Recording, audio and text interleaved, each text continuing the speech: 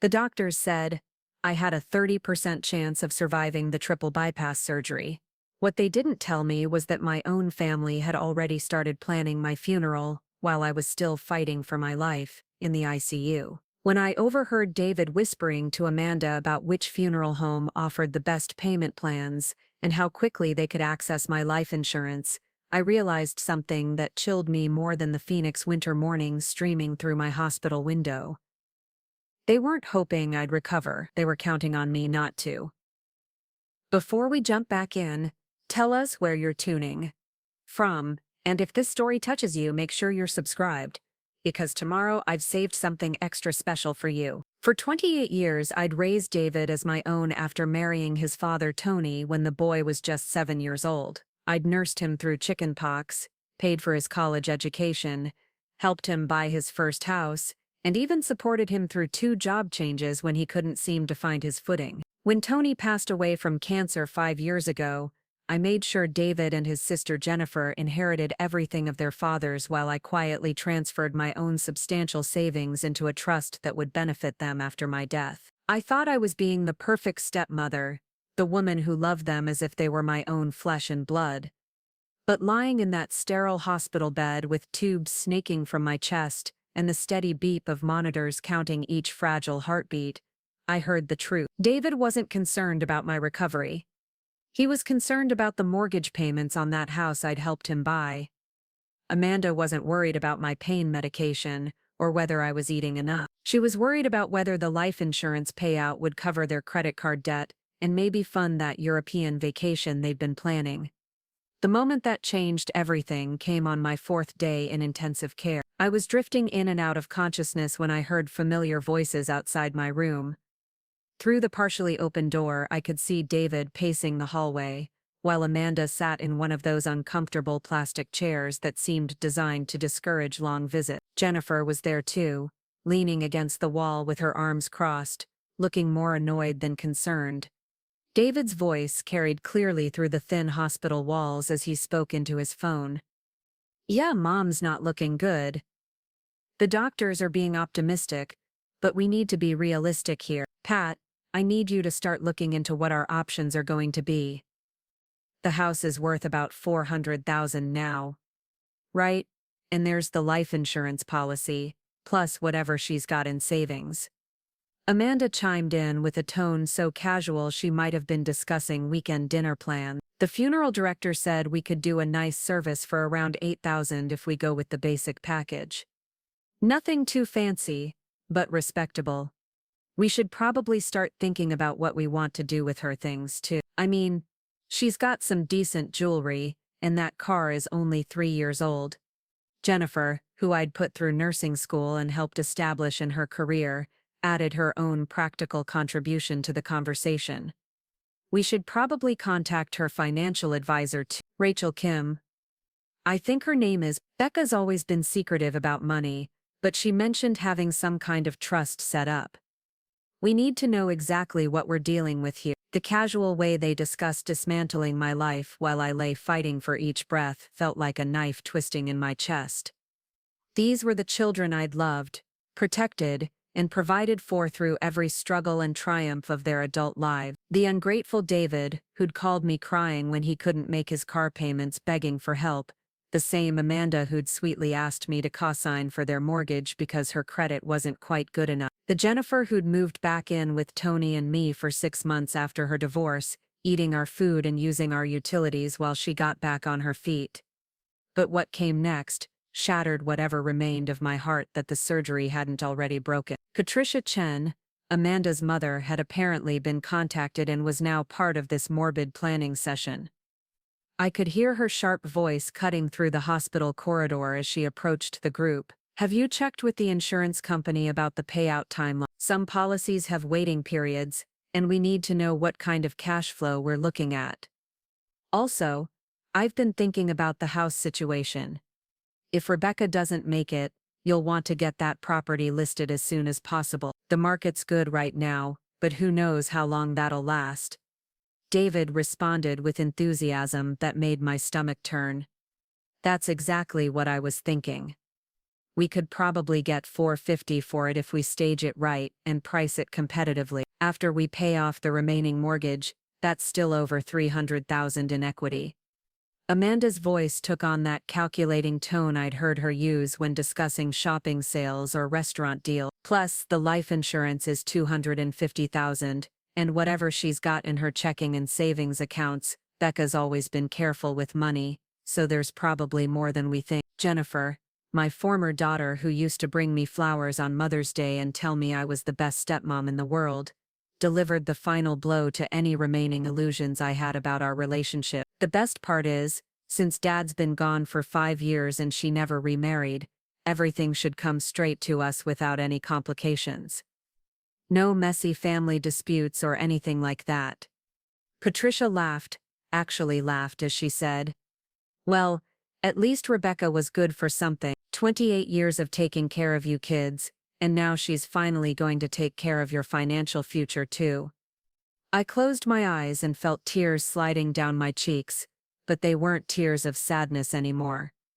They were tears of absolute clarity. The family I'd devoted my life to building was nothing more than a group of vultures circling a dying woman, calculating the value of her bones before she'd even stopped breathing. What they didn't know, what none of them had any idea about, was that the careful with money, Rebecca they'd been discussing had been far more careful than they could possibly imagine. The nursing career I'd built over 30 years before Tony's illness forced me into early retirement had allowed me to save and invest wisely. The inheritance from my own parents, which I'd never spent because I wanted to leave something meaningful for David and Jennifer, sat in carefully managed accounts that had grown substantially over the decade. The real estate investments Tony and I had made together, properties they didn't even know existed, had appreciated far beyond anything they were calculating in their greedy little conference in the hospital hallway. But most importantly, what they couldn't know was that I was going to survive this surgery.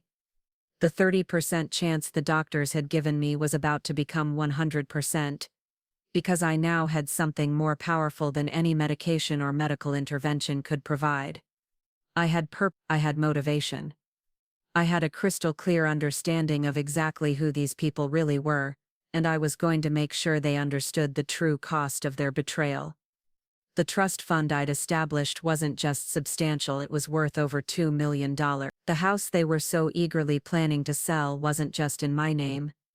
The deed showed that I owned it outright, with no mortgage, and the $400,000 they thought it was worth was actually closer to $600,000 after the recent renovations I'd paid for, but never mentioned. The life insurance policy they were counting on had a clause they'd never bothered to read, one that required the beneficiaries to demonstrate they'd provided adequate care and support during the policyholder's final illness. Most deliciously, the financial advisor they planned to contact, Rachel Kim, was someone I'd worked with for over 15 years. Someone who knew exactly how I felt about people who showed their true colors during times of crisis. Someone who would be very interested to hear about the conversation I'd just overheard. As the days passed and my recovery progressed faster than anyone expected, I began to see the full scope of my family's deception.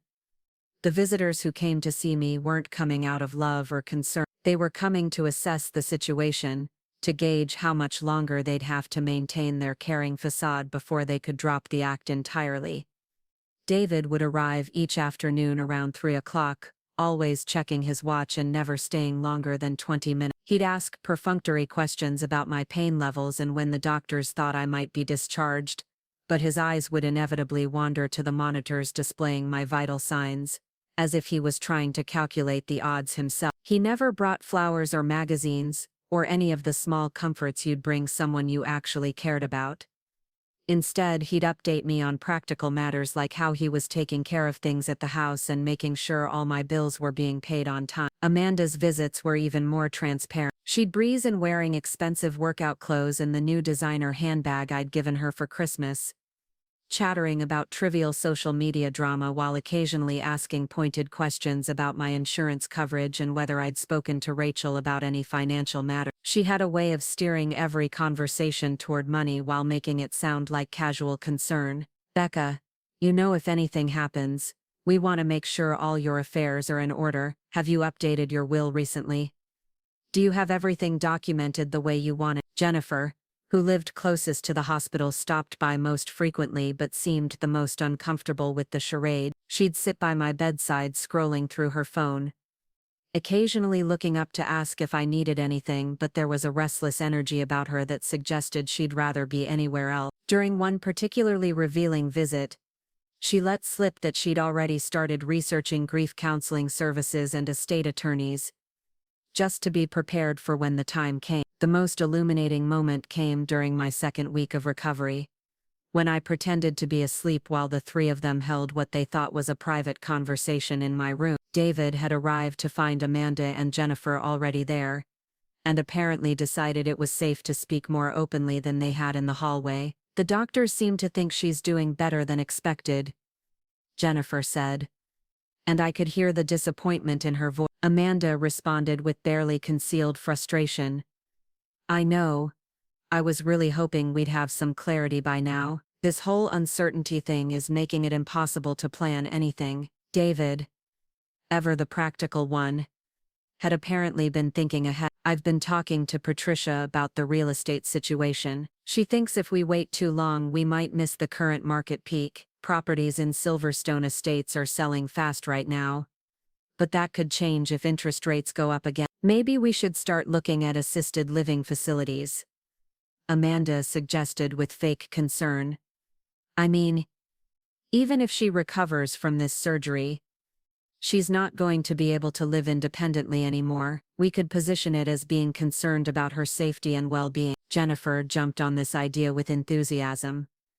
That's actually perfect. We could find something nice but affordable, sell the house while the market's good, and put the proceeds into an account for her care. Whatever's left over after she, would still come to us eventually. David's voice took on the satisfied tone of someone solving a complex puzzle. And if we handle it right, we could probably convince her to sign power of attorney over to us for medical and financial decisions. Just in case she has another episode or the recovery doesn't go as well as everyone hopes. The casual way they discussed manipulating me into signing away my independence and financial control made my blood pressure spike high enough that one of the monitors started beeping. I had to quickly regulate my breathing and force my body to relax before a nurse came in to check on me. The irony wasn't lost on me that my family's betrayal was literally threatening to kill me faster than the heart condition that had brought me here in the first place. But lying there listening to them plan my financial and personal downfall with the same enthusiasm most people reserved for vacation planning, I felt something shift inside me. The hurt and disappointment I'd been carrying transformed into something much more powerful and focused. They wanted to treat me like a problem to be solved, an asset to be liquidated, a burden to be managed. Fine.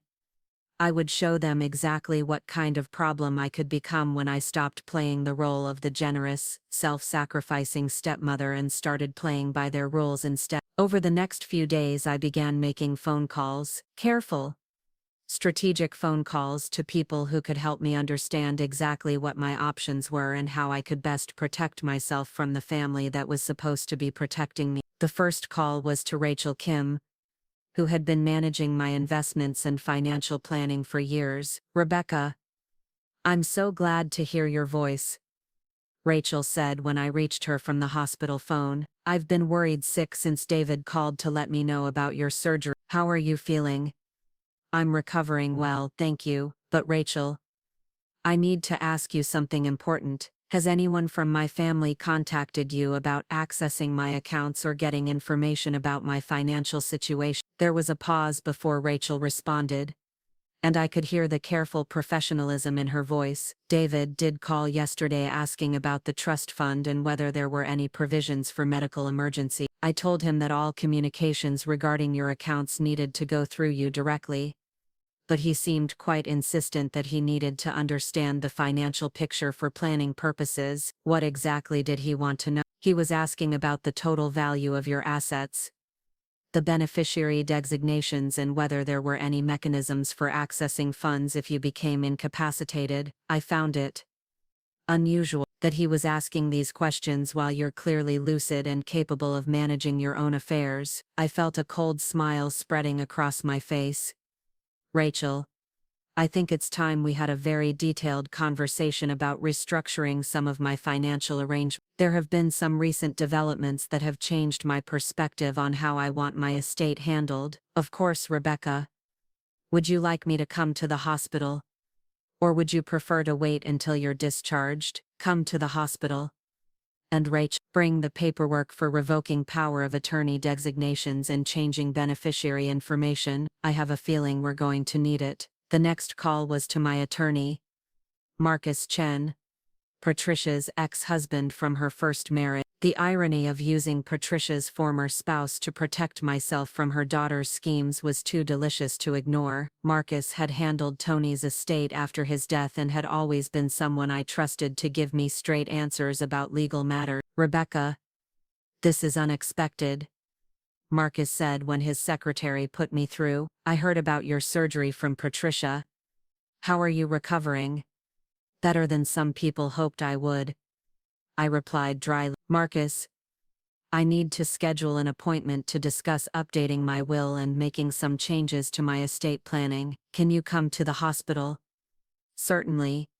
But is there some urgency to this? Usually these matters can wait until you're feeling stronger and back home. There's urgency. I've learned some things about my family during this recovery period that have made me reconsider how I want my assets distributed. I need to make sure that my wishes are clearly documented and legally protected. Marcus, who had dealt with enough family drama during his own divorce from Patricia, seemed to understand immediately that there was more to this story. I'll clear my schedule for tomorrow afternoon. And Rebecca, if you're concerned about any kind of pressure or manipulation from family members, we should probably discuss some protective measures as well. The third call was the most satisfying. I dialed the direct number for Joseph's hospital administration and asked to speak with the patient advocacy department. This is Rebecca Martinez in room 4, I said when I was connected. I need to report a privacy violation and request additional security measures for my room. I've discovered that family members have been discussing my medical condition and prognosis with unauthorized individuals outside the hospital, and I'm concerned about my safety and privacy. The patient advocate, a woman named Carol Williams, took detailed notes as I explained the conversations I'd overheard and my concerns about my family's motives. Mrs. Martinez, we take these situations very seriously. I'm going to arrange for additional privacy protections immediately, and I want to discuss options for limiting visitor access if you feel that's necessary. I think that would be wise. I also want to make sure that no medical information is shared with anyone except me directly, regardless of their relationship to me or any claims they might make about being involved in my care decisions. Absolutely. We'll put a strict confidentiality flag on your file immediately, and I'll speak with your nursing team about monitoring visitor interactions more closely. As I hung up the phone after that last call, I felt something I hadn't experienced in weeks, not just relief, but actual excitement. For the first time since I'd awakened from surgery, I wasn't thinking about my recovery or my pain or my fear. I was thinking about strategy. I was thinking about and most importantly, I was thinking about exactly how I was going to make sure that the people who had counted me out while I was fighting for my life learned what it felt like to fight for their. The game was just beginning, and they had no idea that the woman they'd written off as a dying burden was about to become their worst nightmare. The morning Rachel Kim arrived at the hospital, I was sitting up in bed for the first time since surgery, wearing the silk pajamas Jennifer had brought me the day before. The irony wasn't lost on me that she'd chosen the most expensive set from my dresser, probably calculating their resale value while she'd been rifling through my belongings under the guise of bringing me comfort items. Rachel knocked softly before entering, carrying a leather briefcase that I knew contained the power to reshape everything my so-called family thought they understood about my financial situation. She was a petite woman in her 40s with sharp eyes behind designer glasses, someone who'd built her wealth management practice by understanding that money revealed people's true character more clearly than any other force on earth. "Rebecca, you look much stronger than I expected," she said, settling into the visitor's chair beside my bed. "When David called my office, he made it sound like you were on death's." Preparing and narrating this story took us a lot of time, so if you are enjoying it, subscribe to our channel. It means a lot to us. Now back to the story. David has always had a tendency toward dramatic exaggeration when it serves his purposes, I replied, gesturing for her to open her briefcase. Especially when those purposes involve money that doesn't belong to him. Rachel's expression grew serious as she pulled out a stack of documents. Before we discuss any changes, I want you to know that your stepson has called my office 3 times in the past week. Yesterday he became quite aggressive when my assistant explained that we couldn't discuss your accounts without your explicit written authorization. He actually suggested that I was being irresponsible by not keeping the family informed about what he called critical financial decisions during a medical crisis. I felt my jaw tighten. What exactly did he say? He claimed that you'd verbally designated him as your financial power of attorney, and that I was obligated to provide him with account statements and investment summaries. When I explained that we had no such documentation on file, he became hostile and demanded to speak with my supervisor. The audacity took my breath away.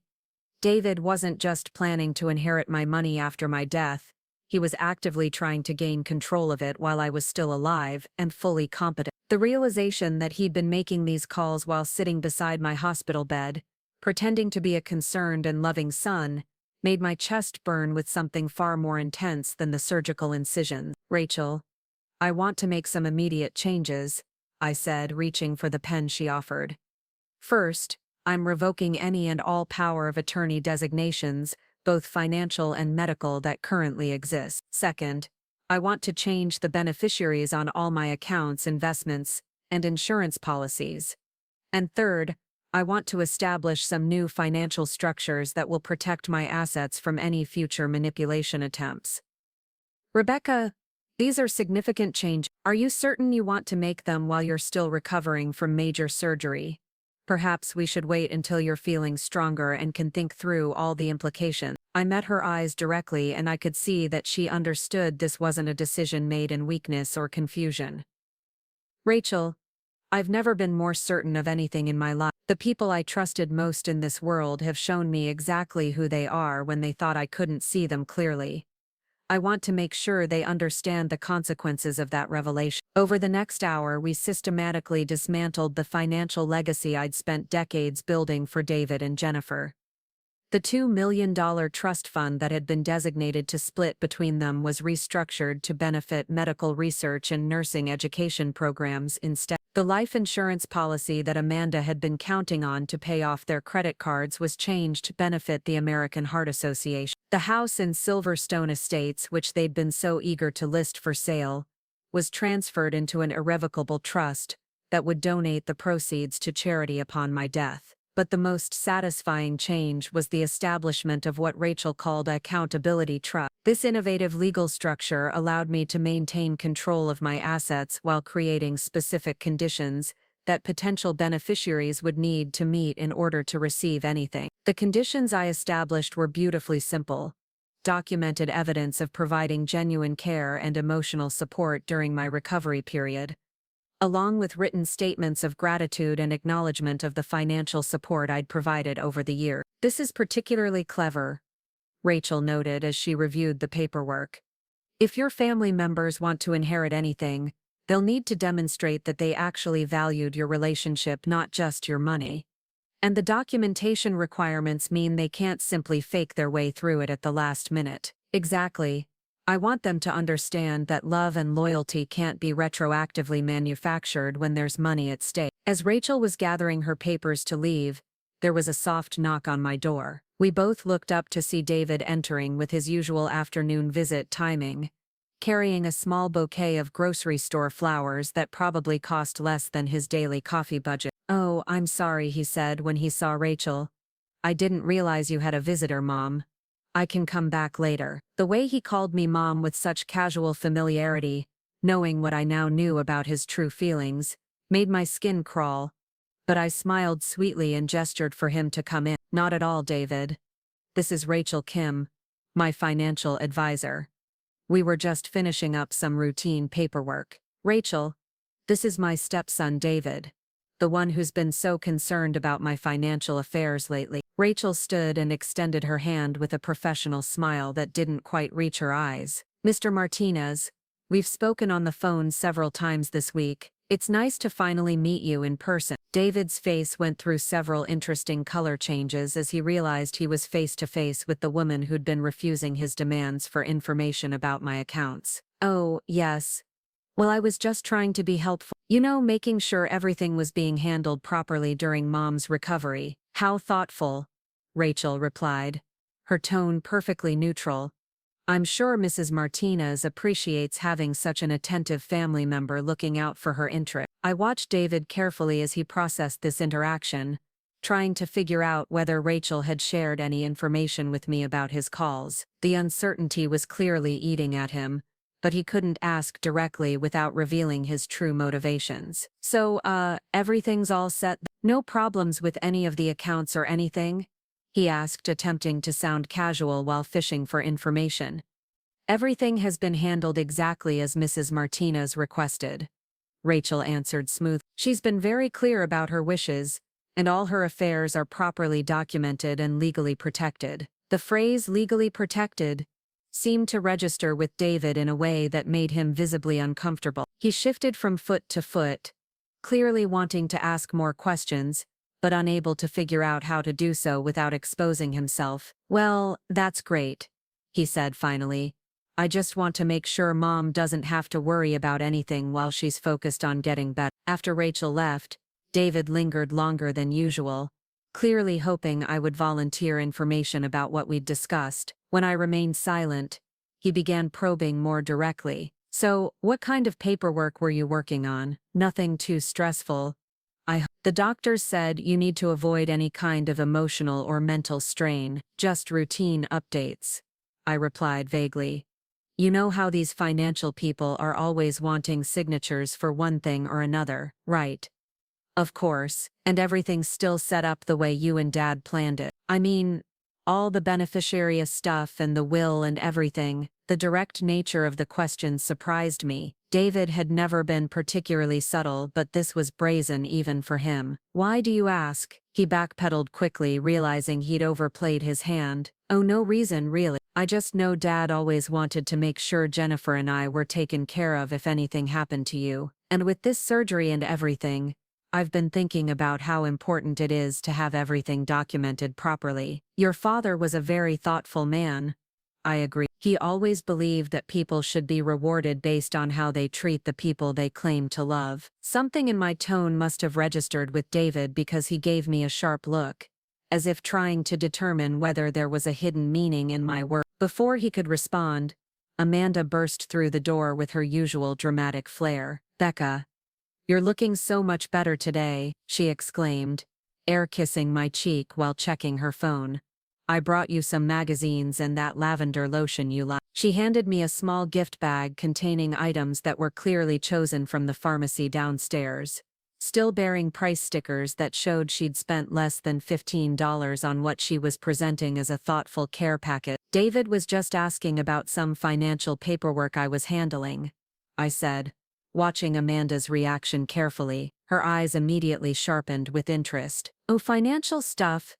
Nothing complicated, I hope. You really shouldn't be dealing with stressful business matters while you're recovering. That's exactly what I told her, David added quickly. I offered to handle anything that needed attention, but you know how independent Mom is. Amanda settled into the chair Rachel had vacated, and I noticed she positioned herself where she could see both my face and David's. Is this about the trust fund? Because I've been thinking maybe we should have a family meeting about all of this while everyone's thinking clearly. Just to make sure we're all on the same page about your wishes. The coordination of their questioning was too smooth to be coincidental. They'd clearly discussed this strategy beforehand, probably planning how to extract information about my financial situation while making it sound like loving concern for my well-being. I appreciate your thoughtfulness, I said carefully, but everything is being handled appropriately. Rachel has been managing my affairs for years, and she knows exactly what I want. But does she know what Dad wanted? David pressed. I mean, when he set up the original trust, he had very specific ideas about how things should work. Maybe we should all sit down with Rachel together, just to make sure his wishes are being honored. This was the moment I'd been waiting for. The opening that would allow me to begin revealing just how much I understood about their true motivations, and how thoroughly I'd protected myself from their schemes. You know, David, it's interesting that you bring up your father's wishes, I said, keeping my voice gentle and conversational, because I've been thinking a lot about what Tony would say if he could see how his children have been handling this situation. Both David and Amanda went very still, sensing that the conversation had taken an unexpected turn. What do you mean? Amanda asked carefully. Well, I've been lying here for 2 weeks, and I've had a lot of time to observe and listen. It's amazing what you learn about people when they think you're too sick to pay attention to what's really happening around you. David's face began to pale, but he attempted to maintain his concerned facade. Mom, I don't understand what you're getting at.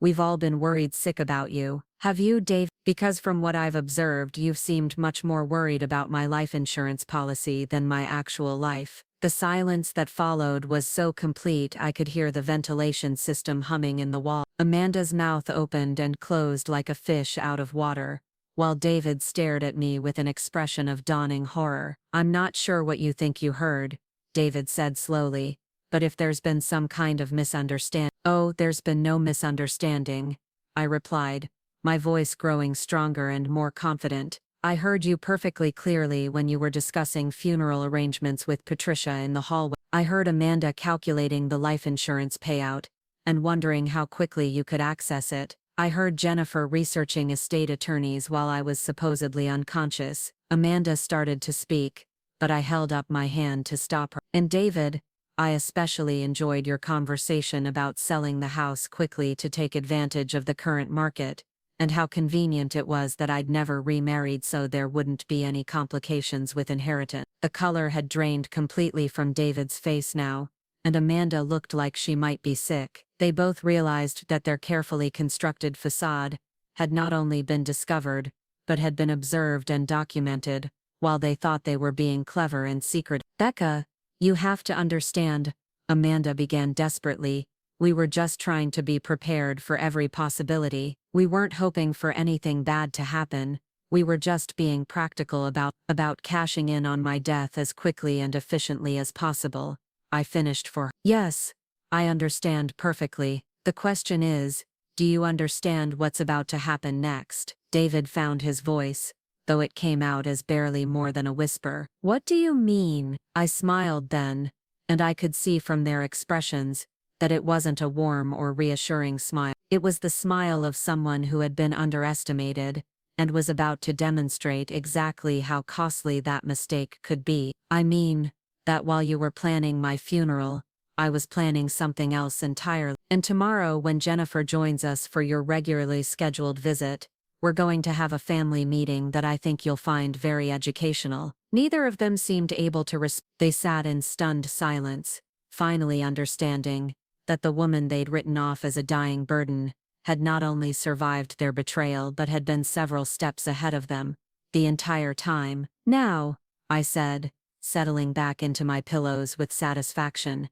I think I need to rest. Recovery is so exhausting, don't you think? They left without another word, and through my window I could see them in the parking lot afterward, their body language indicating an intense and probably panicked conversation about what they'd just learned and what it might mean for their carefully laid plan. But the next morning brought an unexpected development that would accelerate my timeline considerably. I was awakened by my phone ringing at 7:30, far earlier than my family usually made contact. When I saw Jennifer's number on the screen, I had a feeling this call would be different from their usual perfunctory check-ins. Rebecca, Jennifer's voice was tight and strained, lacking any of the fake sweetness she'd been using during her hospital visits. We need to talk, all of us, today. Good morning to you too, Jennifer. I'm recovering well, thank you for asking. Cut the act, she snapped, her true personality finally showing through the mask she'd been wearing. David told me about your conversation yesterday. We know you've been eavesdropping on private family discussions, and we know you've been talking to Rachel about making changes to your financial arrangements. The speed with which they'd abandoned all pretense of caring about my well-being was almost breathtaking. Within 24 hours of being confronted with the truth, they'd completely dropped their concerned family member routine and moved straight into aggressive damage control mode. I see. And what exactly did you want to discuss? We want to know what kind of game you think you're playing, Jennifer said bluntly. You've been listening to private conversations and twisting them to make us look bad, and now you're threatening to change your will out of spite. That's not the Rebecca who raised us. The accusation that I was somehow the villain in this situation was so audacious it was almost admirable. They'd been caught red-handed planning to profit from my death, and their response was to attack me for discovering their betrayal. You're absolutely right, I said calmly. The Rebecca who raised you would never have protected herself from people who were supposed to love her. The Rebecca who raised you would have continued to sacrifice everything for children who saw her as nothing more than a source of funding. But that Rebecca died on the operating table 2 weeks ago. There was a long pause before Jennifer spoke again, and when she did, her voice carried a coldness I'd never heard from her before. Fine, if that's how you want to play this, we'll see you at 2 o'clock this afternoon. And Rebecca, you might want to think carefully about what you're throwing away here, because once you burn these bridges, there's no going back. The threat was clear, and it told me everything I needed to know about how the rest of this confrontation was going to unfold. They weren't coming to apologize or to try to rebuild our relationship. They were coming to try to intimidate me into reversing the financial changes I'd made, probably with some combination of emotional manipulation and legal threat. What they didn't realize was that I'd been preparing for exactly this moment since the day I'd overheard their hallway conference, and this afternoon, they were going to learn that the woman they'd tried to manipulate and control had some surprises of her own. The afternoon arrived with the kind of tension that makes the air feel electric before a thunderstorm. I had been discharged from the hospital that morning, much to the surprise of my medical team, who'd expected my recovery to take several more days. But I'd insisted on leaving, knowing that what was about to unfold needed to happen on my territory, not in the sterile neutrality of a hospital room. I was sitting in the living room of my Silverstone Estates home when they arrived, positioned deliberately in Tony's old leather recliner that commanded a view of the entire space. The afternoon light streaming through the floor-to-ceiling windows cast everything in sharp relief, and I'd made sure to dress carefully for this occasion. Gone were the hospital gowns and comfortable pajamas. Today I wore a tailored navy suit that Tony had always said made me look formidable, paired with the pearl necklace his mother had given me when we married. If this was going to be a battle, I intended to look like someone worth fighting. David arrived first, letting himself in with the key I'd forgotten I'd given him years ago when he'd house sat during one of Tony's hospital stays. The casual way he entered what was legally my home, combined with everything I now knew about his character, struck me as perfectly symbolic of how he'd approached our entire relationship. He walked into my living room as if he owned it, which, given his recent conversations about real estate values and market timing, he probably believed he soon would. Amanda followed close behind, and I noticed she'd dressed for battle too. Her outfit was clearly expensive, probably purchased with money from one of the credit cards she'd been hoping my life insurance would pay off. She carried herself with the kind of aggressive confidence that suggested she'd spent considerable time preparing arguments and strategies for this confrontation. Jennifer was the last to arrive, and the moment I saw her face, I knew this meeting was going to be even more unpleasant than I'd anticipated. Gone was any pretense of the loving stepdaughter who'd once brought me Mother's Day cards. In her place stood a woman who looked at me with barely concealed hostility, as if I'd personally betrayed her by having the audacity to survive my surgery and discover their true intentions. Patricia Chen completed the group, and her presence told me everything I needed to know about how seriously they were taking this situation. They'd brought in their most experienced manipulator, the woman who'd successfully divorced Marcus while walking away with half his law practice and a monthly alimony payment that had lasted 15 years. If they'd called in Patricia, they were planning to play hardball. Rebecca, Patricia said as she settled into the sofa across from me, her voice carrying the kind of false warmth she'd perfected during her years as a real estate agent. You look wonderful. I was so worried when I heard about your surgery. Amanda told me you've been having some concerns about family matters. The way she phrased it made my medical crisis sound like a minor inconvenience and reduced my discovery of their betrayal to mere concern. It was a masterful example of the gaslighting technique she'd probably been teaching Amanda since they'd met. "I'm recovering beautifully, thank you," I replied, keeping my voice level and pleasant. "The doctors say I have many good years ahead of me. Many, many good years." I watched their faces as the implication of my words sank in. Whatever timeline they'd been working with for accessing my assets had just been extended indefinitely, and the realization was clearly unwelcome news. David cleared his throat and attempted to take control of the conversation. "Mom, we're here because we're worried about you. Jennifer said you were upset about some conversations you thought you overheard at the hospital, and we want to clear up any misunderstandings." The phrase "conversations you thought you overheard" was particularly galling. They were going to attempt to convince me that I'd hallucinated or misinterpreted their detailed discussions about my funeral arrangements and their inheritance prospects. "There was no misunderstanding, David. I heard exactly what you said, and I understood exactly what it meant." Amanda leaned forward with what she probably thought was a sympathetic expression.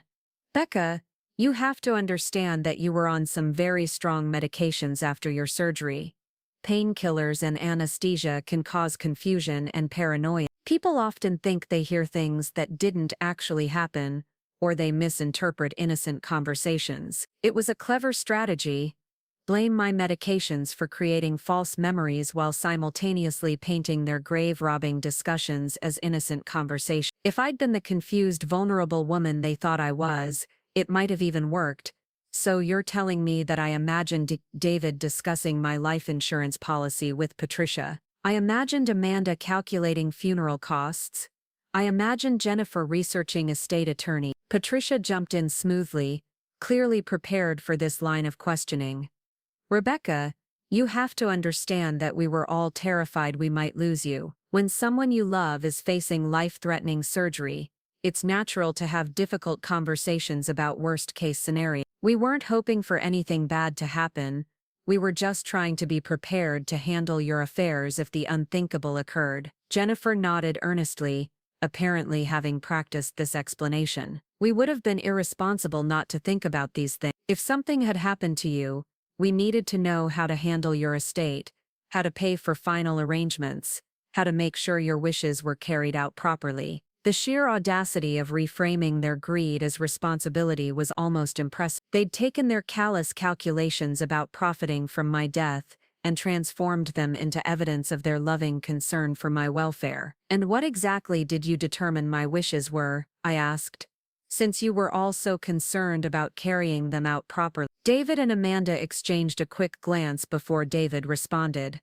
"Well, we know Dad always wanted Jennifer and me to be taken care of, and we know you've always said you wanted to make sure we were financially secure. We just assumed that your estate planning reflected those priorities." Assumed, that's an interesting word choice. I stood up slowly, using the movement to create a more commanding presence in the room, because, while you were assuming what my wishes were, I was actually documenting what they are. And I think you might find the reality quite different from your assumptions. Patricia's eyes sharpened with the instincts of someone who'd spent decades navigating financial negotiations. "Rebecca, I hope you haven't made any hasty decisions while you were recovering from surgery. Major life changes should never be made during times of medical stress or emotional upheaval." "You mean, like the major life changes you were planning to make after my funeral?" The room went completely silent. I'd finally said the thing they'd all been dancing around, the truth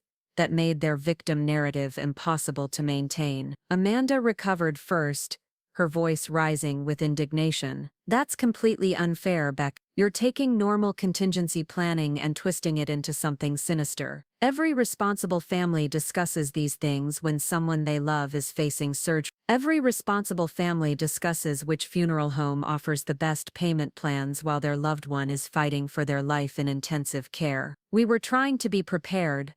Jennifer snapped, her composure finally cracked. "Do you have any idea how terrifying it was to sit in that waiting room for 8 hours while you were in surgery? We didn't know if you were going to live or die. And yes, we talked about what we'd do if the worst happened. That doesn't make us monsters." "No, I agree. But what makes you monsters is that you seemed significantly more concerned about the financial implications of my death than about my actual survival. David stood up abruptly, his face flushed with anger. This is ridiculous. You're acting like we were hoping you would die, which is completely insane. We love you, Mom. We've always loved you. And frankly, I'm hurt that you would even think we could be capable of what you're suggesting. The performance was actually quite good. If I hadn't heard their actual conversations with my own ears, his wounded indignation might have been convincing, but I had heard them, and I knew exactly how much their love was worth. If you love me so much, David, then you won't mind that I've made some changes to my estate planning to reflect that love. Patricia immediately went into professional mode, recognizing that this conversation had moved beyond emotional manipulation into actual legal territory. What kind of changes, Rebecca? Because if you've made significant alterations to your will or trust documents while recovering from major surgery, there could be questions about your mental capacity at the time those decisions were made. The threat was subtle but unmistakable. If I'd changed my estate planning in ways they didn't like, they would challenge my mental competency and try to have those changes reversed in court. Are you suggesting that I'm not mentally competent, Patricia? I'm suggesting that major surgery, anesthesia, and pain medications can all affect cognitive function. Courts have overturned estate planning changes made during periods of medical recovery, if there's evidence that the person wasn't thinking clearly. Amanda nodded vigorously. Exactly. And making dramatic changes to your will right after overhearing some conversations that you misinterpreted would definitely look suspicious to a judge. I couldn't help but smile at their strategy. They were simultaneously arguing that they'd done nothing wrong, and threatening to sue me if I penalized them for the nothing wrong they claimed they hadn't done. Well then, I suppose it's fortunate that I made these changes with the assistance of experienced professionals, who can testify to my mental clarity and decision-making capacity. Jennifer's eyes narrowed. What professional? Rachel Kim spent 2 hours with me in the hospital, during which she conducted a thorough evaluation of my cognitive state before implementing any changes I requested. She documented everything carefully, including her assessment that I was fully competent and clearly understood the implications of my decisions. I paused to let that sink in before delivering the next piece of information. I also met with Marcus Chen, who conducted his own independent evaluation of my mental state before drafting the legal documents I requested. And of course, the hospital's patient advocacy department has detailed records of my communications with them about privacy violations and security concerns related to my family's behavior. The color drained from Patricia's face as she realized that her ex-husband had been involved in whatever changes I'd made. Marcus knew all her tactics and strategies from their own divorce proceedings, and he would have anticipated and protected against any legal challenges she might mount. You involved Marcus in this? Patricia's voice was barely controlled. That's completely inappropriate, Rebecca. He has a conflict of interest because of his history with our family. Actually, his history with your family makes him uniquely qualified to understand the dynamics at play here, and to ensure that my wishes are properly protected. David seemed to realize that the conversation was spiraling beyond their control. Mom, please, let's just step back and talk about this rationally. We're family. We shouldn't be fighting like this over money. You're absolutely right, David. We shouldn't be fighting over money, which is why I've taken steps to make sure we won't be. Amanda leaned forward aggressively. What exactly does that mean? I walked to the mahogany side table where I'd placed a folder of documents earlier that morning, knowing this moment would come. It means that I've restructured my estate planning to reflect my actual priorities, rather than your assumptions about what those priorities should be. I opened the folder and pulled out the first document. The trust fund that was previously designated to be split between David and Jennifer has been reassigned to benefit medical research and nursing education programs. Jennifer shot to her feet. You can't do that. Dad set up that trust for us. Actually, your father set up a small initial trust with his own money, which you both received when he died. The substantial additions to that trust over the past 5 years came from my money, which means I can absolutely redirect it however I choose. I pulled out the second document. The life insurance policy that Amanda was so interested in discussing has been changed to benefit the American Heart Association. Amanda's mouth fell open. Becca, you can't be serious. That's $250,000 we were counting on for paying off your credit card debt and funding your European vacation, I finished. Yes, I heard that conversation too. The third document came out of the folder. And this house, which David was so eager to list with Patricia at the peak of the current market, has been transferred into an irrevocable charitable trust. Upon my death, the proceeds from its sale will benefit homeless veterans in the Phoenix area. Patricia was staring at me in shock. Rebecca, you've just given away millions of dollars. Are you absolutely certain you understand what you've done? I understand perfectly. I've given my money to people and causes that actually deserve it, rather than to people who see me as nothing more than a walking ATM machine. David's composure finally cracked completely. This is insane. You're throwing away our entire inheritance out of spite, over some conversations that you completely misunderstood. I'm curious, David, if I misunderstood those conversations, perhaps you could explain what you actually meant when you told Patricia that you hoped we'd have clarity about my survival by now, because the uncertainty was making it impossible to plan anything. Silence filled the room as David realized I'd just quoted his exact words from a conversation he'd thought was private. Or maybe Amanda could clarify what she meant when she suggested looking into assisted living facilities so you could sell the house while the market was good, and put the proceeds into an account for my care, with whatever was left over eventually coming to you. Amanda's face went white as she understood that I hadn't just overheard fragments of conversations, but had been listening carefully enough to remember specific detail. And Jennifer, perhaps you could help me understand what you meant when you said the best part about Tony being dead for 5 years was that everything would come straight to you without any messy family disputes. Jennifer looked like she might be sick. Rebecca, I mean, that's not what I meant. That's exactly what you meant. All of you meant exactly what you said. The only thing you didn't mean was the performance you've been putting on for me these past 2 weeks, pretending to be concerned about my health while actually being concerned about when you could start spending my money. Patricia made one last attempt to regain control of the situation. Rebecca, even if these conversations happened exactly as you remember them, you have to understand that people say things during times of stress that they don't really mean. We were all terrified and exhausted, and sometimes people process fear by talking through worst-case scenarios. That doesn't mean we wanted anything bad to happen to you. You're right, Patricia. People do say things during times of stress that reveal their true character. And what your family revealed is that when you thought I was dying, your primary concerns were financial rather than emotional. When you thought I couldn't hear you, you discussed me like an asset to be liquidated rather than a person to be mourned. I placed the folder back on the side table and turned to face them directly, so I've made sure that your true priorities are reflected in my estate plan. Since money was clearly more important to you than my well-being, I've ensured that my money will go to people who actually care about the welfare of others. Amanda stood up shakily. Becca, please, you have to give us a chance to explain. We can work this out. We're still family.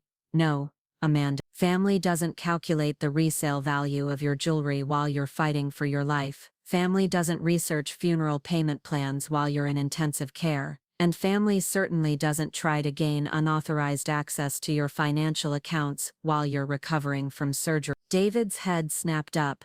What are you talking about? I'm talking about your repeated calls to Rachel's office, demanding information about my accounts, and claiming you had power of attorney when you knew perfectly well that you did. The look of panic that crossed David's face told me he understood that his financial advisor harassment hadn't gone unnoticed or undocumented.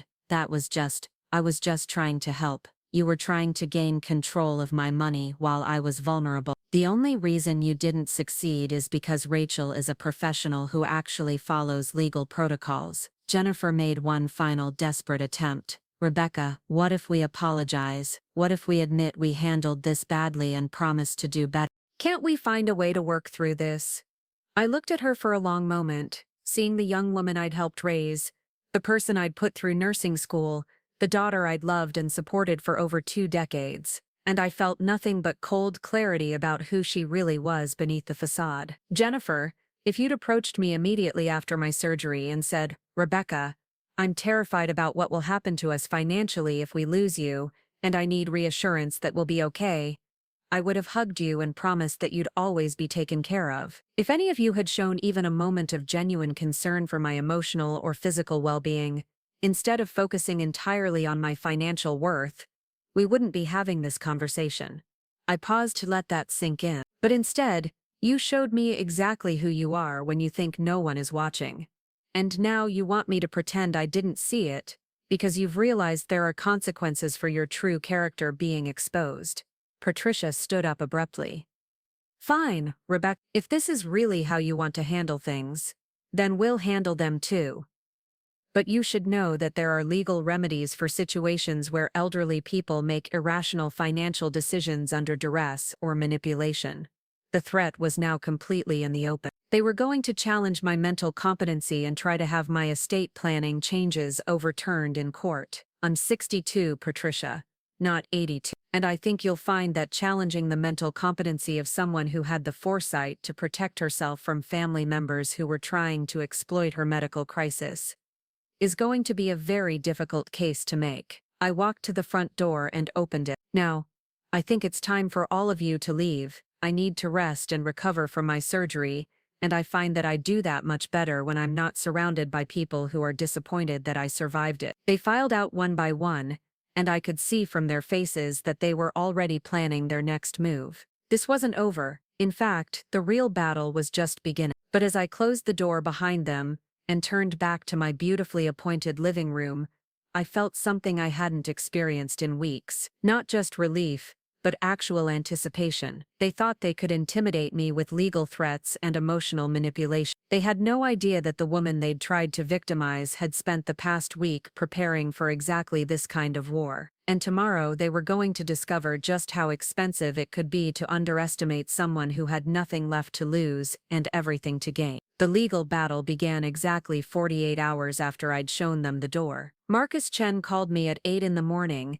his voice carrying the kind of professional urgency that meant serious developments were unfolding. Rebecca, Patricia has filed a petition for emergency conservatorship, claiming you're mentally incompetent due to medication-induced psychosis following your surgery. She's also requesting an immediate freeze on all your financial accounts pending a psychiatric evaluation. I sat up in my kitchen chair, setting down my coffee with deliberate calm. How quickly can something like that move through the system?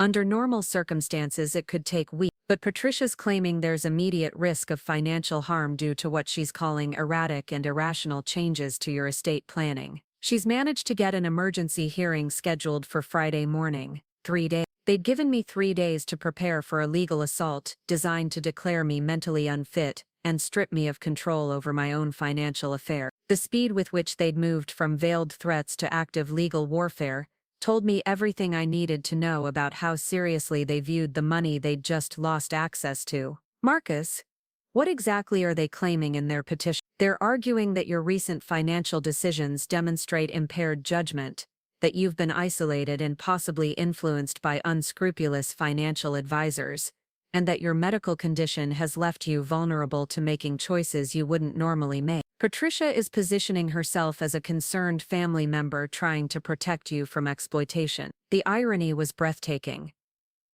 The people who'd been planning to exploit my death were now claiming to protect me from exploitation by others. It was a masterful legal strategy that transformed their own greed into apparent altruism, while painting my self-protection as evidence of mental incompetence. What kind of evidence do they have? They're citing your hospitalization, the medications you were prescribed, witness statements about allegedly paranoid behavior, and what they're calling sudden and inexplicable hostility toward family members who've always supported you. They've also subpoenaed Rachel Kim to testify about the circumstances surrounding your recent financial changes. I felt a cold smile spreading across my face. If they wanted to bring Rachel into this, they just made their first serious tactical error. My financial advisor had documentation of every interaction we'd had, including detailed notes about my mental state and decision-making capacity. More importantly, she also had records of David's aggressive attempts to access my accounts without authorization. Marcus, I want you to file a counter-petition. I want Patricia investigated for elder abuse and financial exploitation. I also want David charged with attempted fraud for his efforts to gain unauthorized access to my financial accounts. Rebecca, are you certain you want to escalate this? Once we start down this path, it's going to get very ugly very quickly. It's already ugly, Marcus. The only question is whether I'm going to defend myself or let them steamroll me with false accusations and manufactured evidence. All right, I'll need detailed documentation of everything that's happened, including the conversations you overheard at the hospital and any subsequent interactions with family members. I spent the next hour providing Marcus with a chronological account of every betrayal, every overheard conversation, and every manipulative interaction I'd experienced since my surgery. As I spoke, I could hear him taking notes, and occasionally he would ask for clarification or additional details that might be relevant to our legal strategy. This is actually quite strong, he said when I'd finished. The fact that you were alert enough to remember specific details from multiple conversations suggests your mental faculties were fully intact. And David's attempts to access your accounts while you were hospitalized creates a clear pattern of attempted financial exploitation. After hanging up with Marcus, I made my second call of the day. Rachel Kim needed to know what she was walking into when Patricia's attorneys contacted her. Rebecca, I was expecting this, Rachel said when I explained the situation. After David's behavior last week, I documented everything carefully. I also had our legal department review all our interactions to make sure we followed proper protocols. What exactly did you document?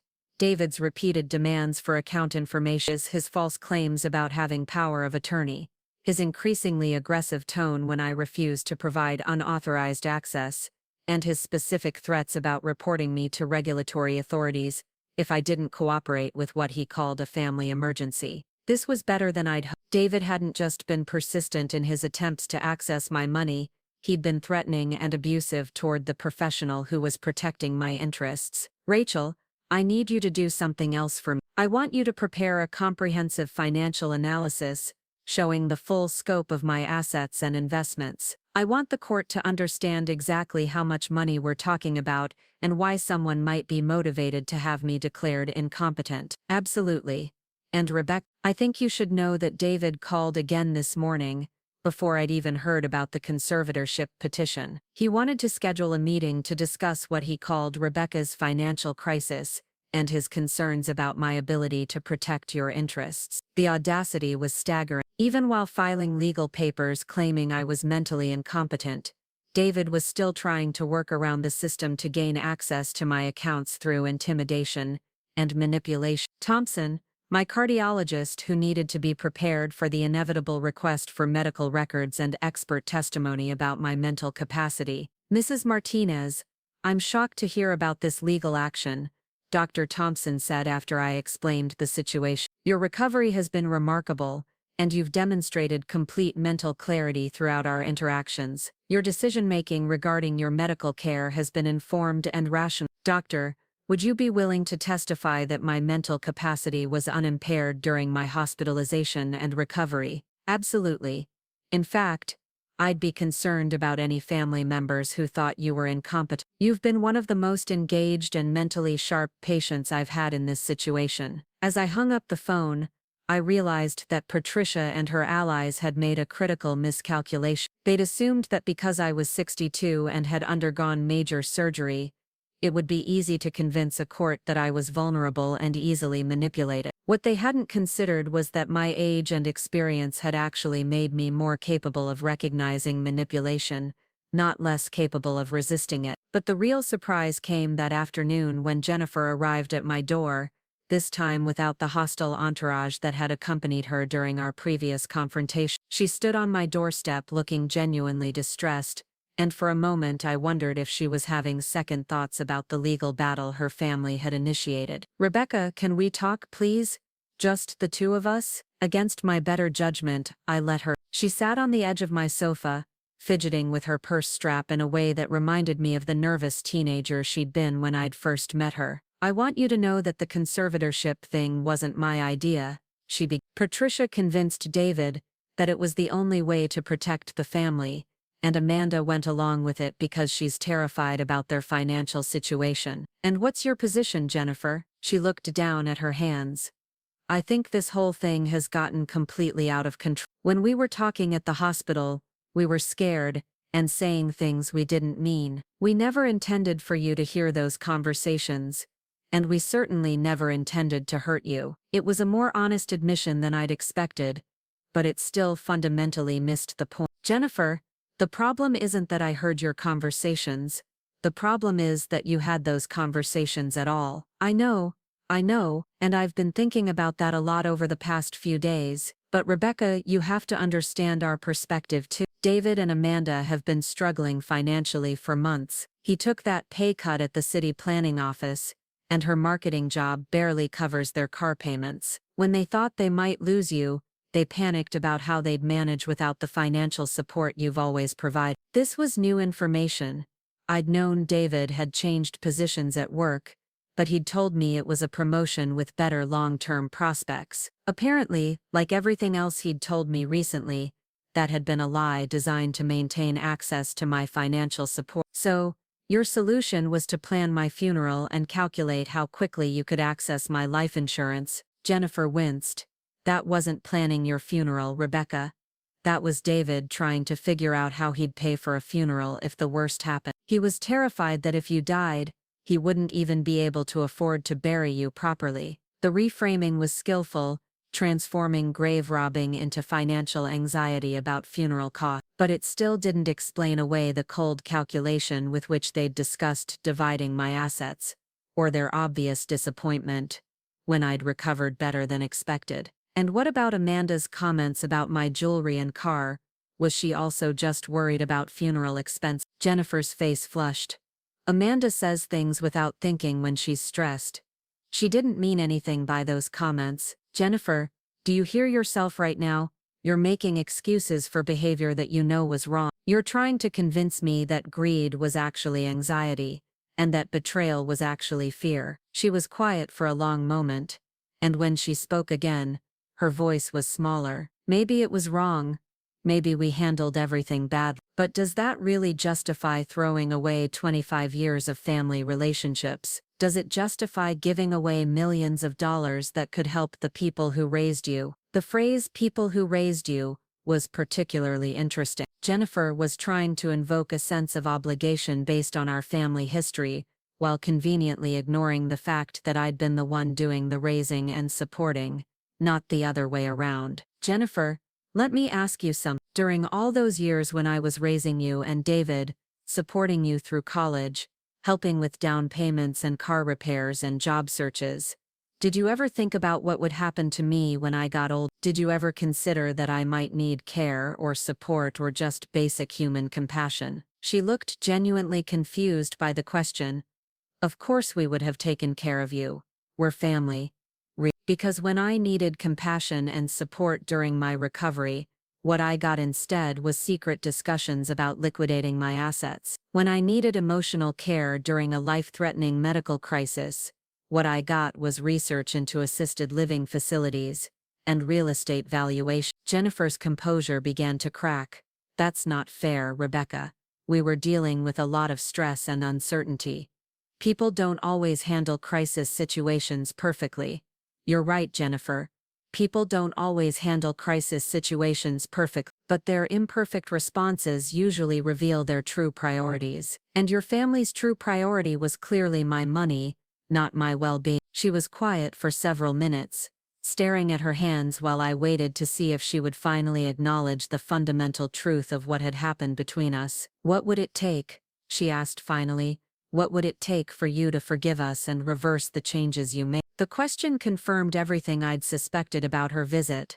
This wasn't a genuine attempt at reconciliation or an honest acknowledgement of wrongdoing. This was another manipulation attempt, designed to appear more reasonable and emotional than the legal assault Patricia and David were mounting. Jennifer, forgiveness isn't something you can negotiate for like a business transaction, and it's certainly not something you can demand while simultaneously filing legal papers claiming I'm mentally incompetent. I told you, the legal thing wasn't my idea, but you're going along with. You're allowing your mother-in-law to claim that I'm mentally unfit because I protected myself from people who were planning to exploit me. You're supporting a legal strategy that could result in me losing control of my own financial affairs. Jennifer stood up abruptly, her facade of contrition finally falling away. Fine, Rebecca. If this is really how you want things to be, then we'll see you in court on Friday. But I want you to know that you're destroying a family over money, and that's something you're going to have to live with. The accusation that I was destroying the family over money was perhaps the most audacious thing anyone had said to me throughout this entire ordeal. The people who'd planned to profit from my death,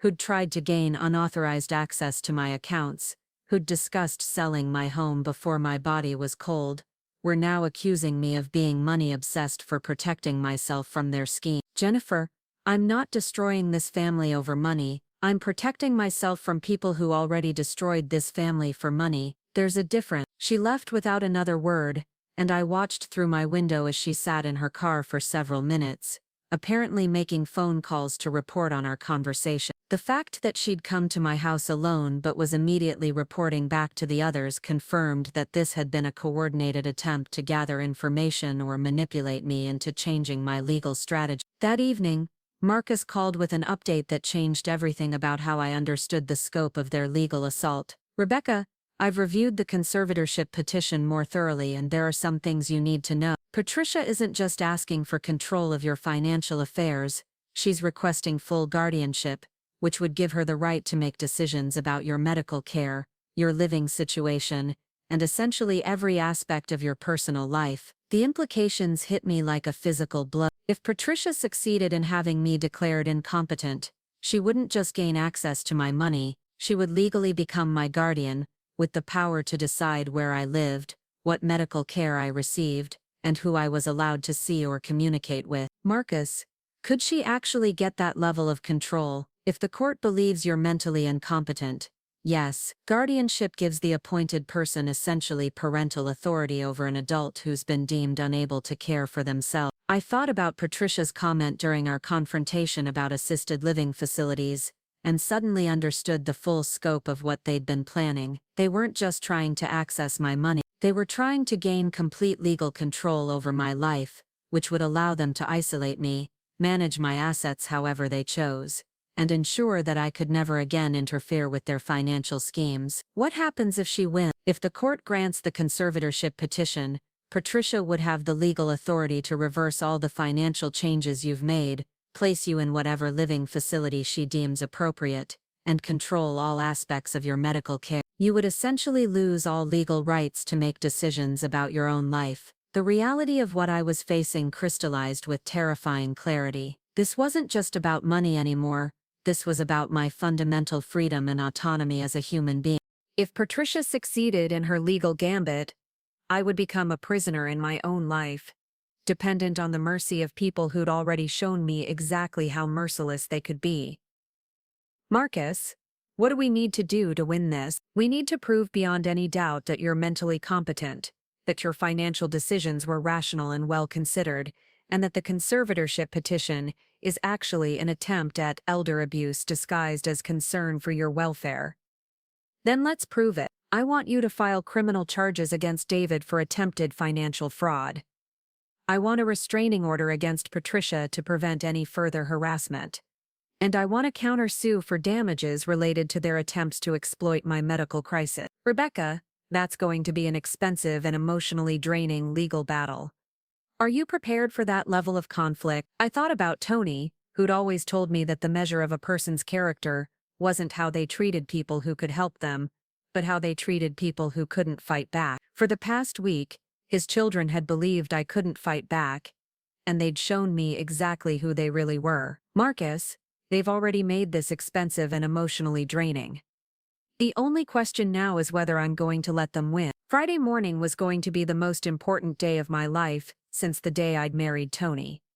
Everything I'd worked for, everything I'd built, and everything I valued about my independence and dignity was going to be decided by a judge who'd never met me before, and who would base his decision on competing narratives about my mental fitness and the motivations of the people claiming to protect me. But as I prepared for bed that night, I felt something I hadn't expected. Not fear or anxiety about the coming battle, but a kind of fierce anticipation. They'd underestimated me from the beginning, assuming that because I was older and had been through a medical crisis, I would be easy to manipulate and control. Tomorrow, they were going to discover that the woman they'd tried to victimize had spent her entire adult life learning how to fight for the people she loved. And now, for the first time in decades, the person I was fighting for was myself. Friday morning arrived with the kind of desert clarity that makes Phoenix famous, every detail sharp-edged and unforgiving under the brilliant Arizona sun. I dressed for court the way a general dresses for battle, choosing the charcoal gray suit Tony had bought me for his company's awards dinner 5 years ago, the one that made me look like someone you took seriously, whether you wanted to or not. The Maricopa County Courthouse buzzed with the usual Friday morning energy of lawyers rushing between hearings and families nervously waiting for their cases to be called. I arrived 30 minutes early with Marcus at my side,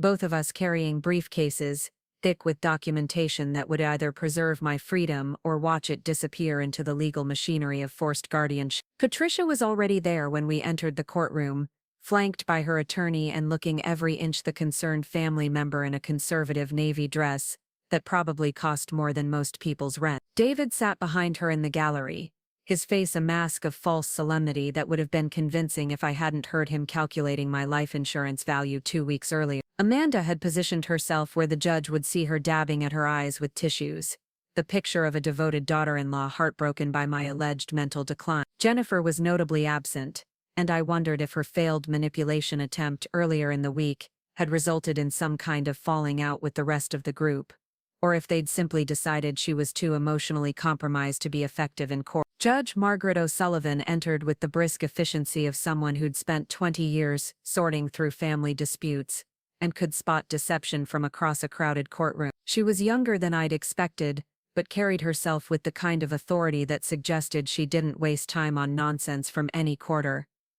Patricia's attorney, a smooth-talking man named William Hayes who specialized in elder law and probate disputes, opened with a presentation designed to paint me as a confused and vulnerable woman who'd been manipulated into making irrational financial decisions while recovering from traumatic surgery. Martinez underwent major cardiac surgery just 3 weeks ago, during which she experienced significant complications requiring extended intensive care. The medications necessary for her recovery, combined with the psychological trauma of facing her own mortality, have clearly impaired her judgment and left her susceptible to outside influence. Hayes clicked through a PowerPoint presentation that made my recovery look like a psychiatric emergency, complete with charts showing the cognitive effects of anesthesia and studies about post-surgical depression in elderly patients. The way he presented the information, anyone listening would conclude that I was barely functional and desperately in need of protective intervention. The petitioner, Mrs. Chen, became concerned when Ms. Martinez began displaying paranoid behavior,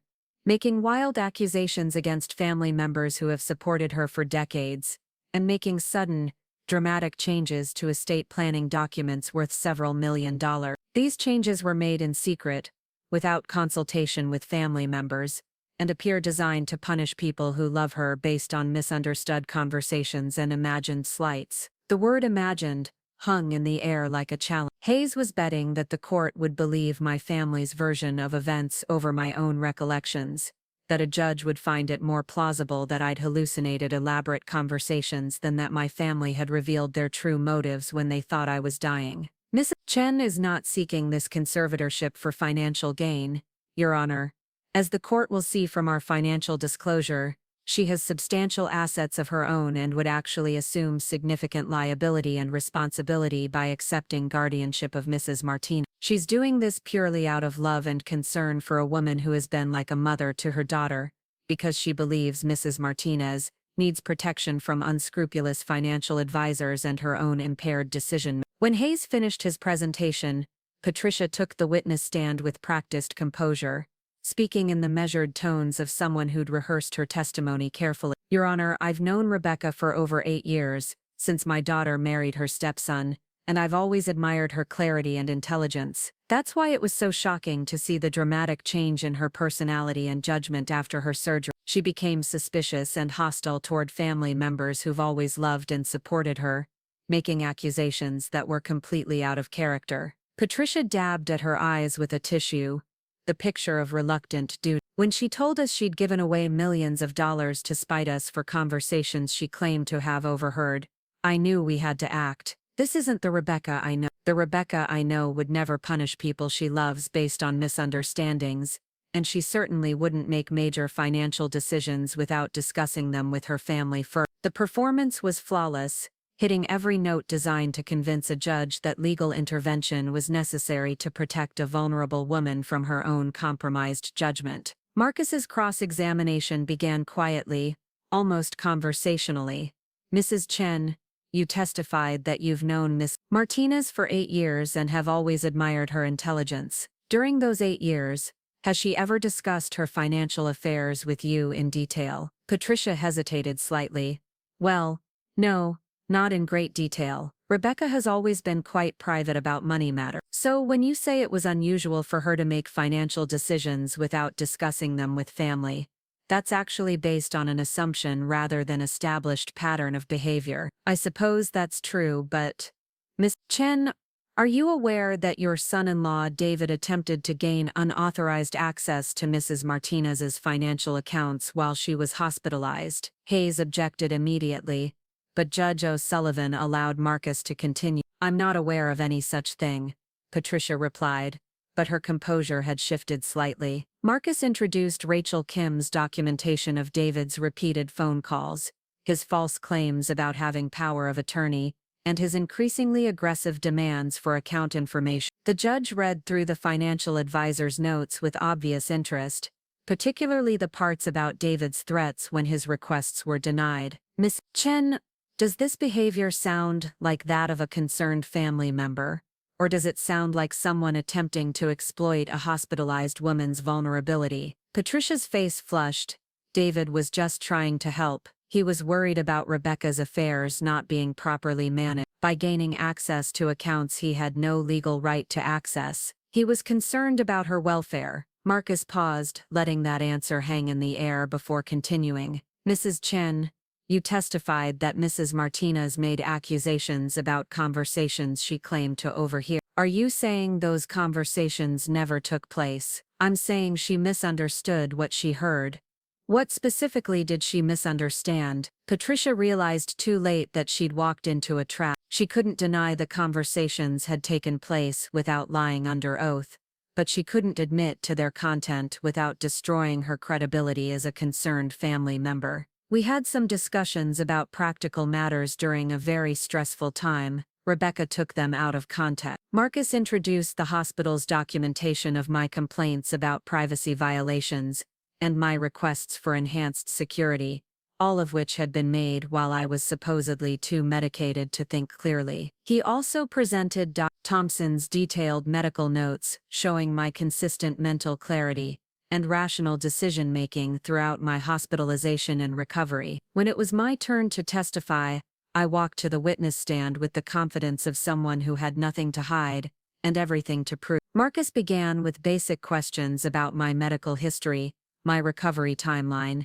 and my interactions with medical staff, establishing a clear picture of mental competence and rational behavior. Mrs. Martinez, can you tell the court about the conversations you overheard at the hospital? I took a deep breath and began recounting everything I'd heard, from David's discussions of funeral payment plans, to Amanda's calculations about life insurance payouts, to Jennifer's comments about the convenience of Tony being dead for 5 years. I spoke calmly and precisely, providing specific details and quotes that would be impossible to fabricate or misremember. Mrs. Martinez, how did hearing these conversations make you feel? Devastated. For 28 years, I believed I was building a family with people who loved me. Discovering that they saw me primarily as a source of funding, and that my potential death was something they viewed as a financial opportunity rather than a personal tragedy, was heartbreaking. And did that heartbreak influence your subsequent financial decisions? Absolutely, but not in the way they're claiming. I didn't make changes out of spite or revenge. I made changes to ensure that my assets would benefit people and causes that actually value life and human dignity, rather than people who see others as financial resources to be exploited. Hayes's cross-examination was aggressive, designed to make me appear confused or emotionally unstable. He pressed me on details of conversations, dates of various interactions, and the specific medications I'd been taking during my recovery. But my memory was crystal clear, my responses were consistent, and my composure never wavered. When Rachel Kim took the stand, she demolished any suggestion that I'd been manipulated or coerced into making financial changes. Her testimony included detailed documentation of my mental state during our meetings, the rational questions I'd asked about various options, and my clear understanding of the implications of each decision. Mrs. Kim, in your professional opinion, was Ms. Martinez mentally competent when she made these financial changes? Absolutely. She was more mentally sharp and better prepared than most clients I work with. She had clearly thought through her priorities and understood exactly what she wanted to accomplish. There was nothing confused or irrational about her decision-making process. Dr. Thompson's testimony was equally devastating to the conservatorship petition. He described my recovery as remarkable, my mental clarity as consistent throughout my treatment, and my decision-making regarding medical care as informed and rational. Doctor, have you seen any evidence of medication-induced confusion or impaired judgment in Mrs. Martinez? None whatsoever. She's been one of the most engaged and mentally clear patients I've encountered in similar circumstances. The final witness was the most surprising. Marcus called David to the stand, and I watched my stepson's face go white as he realized he was about to be cross-examined under oath about his behavior during my hospitalization. Mr. Martinez, did you contact Mrs. Martinez's financial advisor while she was in the hospital? Yes, but only because I was concerned about her affairs being properly managed. And did you claim to have power of attorney when you made those calls? David shifted uncomfortably. I may have mentioned that I was handling family matters. Ms. Martinez, do you have power of attorney for Mrs. Martinez's financial affairs? Well, no, but... So when you told her financial advisor that you had authority to access her accounts, that was false, correct? I was just trying to help. Marcus introduced David's employment records, showing the pay cut he'd taken months earlier, and the financial pressure he'd been under when he made those calls to Rachel's office. The picture that emerged was of someone desperate for money, who'd seen my medical crisis as an opportunity rather than a family emergency. Judge O'Sullivan recessed for lunch, and when court reconvened, her decision was swift and unequivocal. After reviewing all the evidence presented today, this court finds no basis for the conservatorship petition. Mrs. Martinez has demonstrated clear mental competence, rational decision-making, and legitimate reasons for the financial changes she's made. Furthermore, the evidence suggests that this petition may itself constitute an attempt to exploit Mrs. Martinez's medical situation for financial gain. She turned her attention directly to Patricia. Mrs. Chen, this court is deeply concerned about the motivations underlying your petition. The evidence shows a pattern of attempted financial exploitation by family members, not evidence of mental incompetence by Mrs. Martinez. I'm denying your petition in its entirety and ordering you to pay all court costs and attorney fees. But Judge O'Sullivan wasn't finished. Additionally, I'm referring this matter to the District Attorney's Office for investigation of potential elder abuse and financial exploitation. The behavior described in today's testimony may constitute criminal conduct. As the courtroom cleared, I sat for a moment in the quiet aftermath of total victory. Patricia, David, and Amanda filed out without making eye contact, their faces reflecting the reality that they'd not only lost access to my money but had potentially exposed themselves to criminal prosecution. Marcus gathered his papers with obvious satisfaction. Rebecca, that was one of the most clear-cut conservatorship denials I've ever seen. Judge O'Sullivan didn't just rule in your favor, she essentially declared that your family's behavior was abuse. 6 months later, I was sitting in the garden of my new home in Sedona, watching the red rocks change color in the afternoon light, while sipping coffee that had been perfectly brewed in my own kitchen by my own hands, according to my own preference. The criminal investigation had resulted in David pleading guilty to attempted financial fraud, receiving 2 years of probation and a permanent restraining order, preventing him from contacting me. Patricia had been charged with elder abuse, but accepted a plea bargain that included community service and mandatory counseling about appropriate boundaries with elderly family members. The house in Silverstone Estates had sold for $650,000, significantly more than the $400,000 David had calculated in his grave-robbing discussion. The proceeds were sitting in an account managed by Rachel Kim, generating income that funded scholarships for nursing students and research into cardiac recovery programs. Jennifer had reached out once through Marcus asking if there was any possibility of reconciliation. I'd sent back a simple message: people who love you don't calculate the resale value of your jewelry while you're fighting for your life. I never heard from her again. Amanda had divorced David 2 months after the court hearing, apparently deciding that a man who'd been caught trying to defraud his own stepmother wasn't the financial security she'd been looking for. According to local gossip, she'd moved back in with Patricia and was working at a Phoenix call center. As for me, I'd never been happier. The heart surgery that had nearly killed me had ultimately saved my life, in ways the doctors never could have predicted. It had forced me to see clearly who valued me as a person versus who valued me as a bank account. It had given me the courage to protect myself from people who claimed to love me while actively planning to exploit me. And it had shown me that at 62 years old, I was far from finished fighting for the life I deserved. My new home was smaller than the Silverstone house, but perfect for my actual needs, rather than other people's expectations. I had enough money to live comfortably for the rest of my life,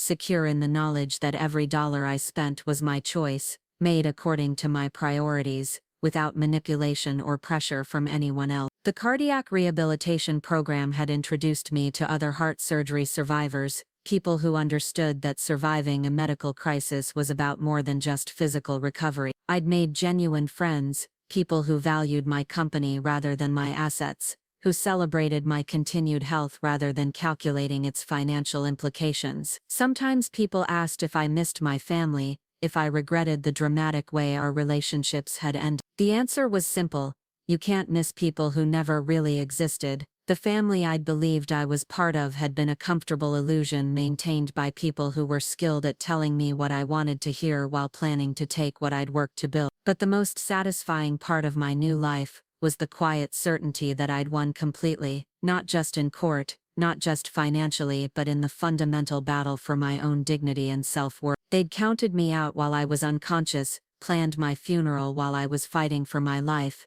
and tried to steal my autonomy while I was vulnerable. Instead, they'd taught me the most valuable lesson of my 62 years, that survival isn't just about recovering from surgery or rebuilding after betrayal. It's about recognizing your own worth and refusing to let anyone convince you that you deserve less than complete respect and genuine love. The afternoon sun was setting behind the red rocks of Sedona, painting my garden in shades of gold and crimson that took my breath away every single day. I raised my coffee cup in a silent toast to Tony, who'd always told me I was stronger than I knew, and to the woman I'd become after finally believing him. After my heart surgery, they'd planned my funeral, so I'd planned their financial burial instead. And as it turned out, I was much better at strategic planning than they'd ever imagined. Up next, you've got 2 more standout stories right on your screen. If this one hit the mark, you won't want to pass these up. Just click and check them out.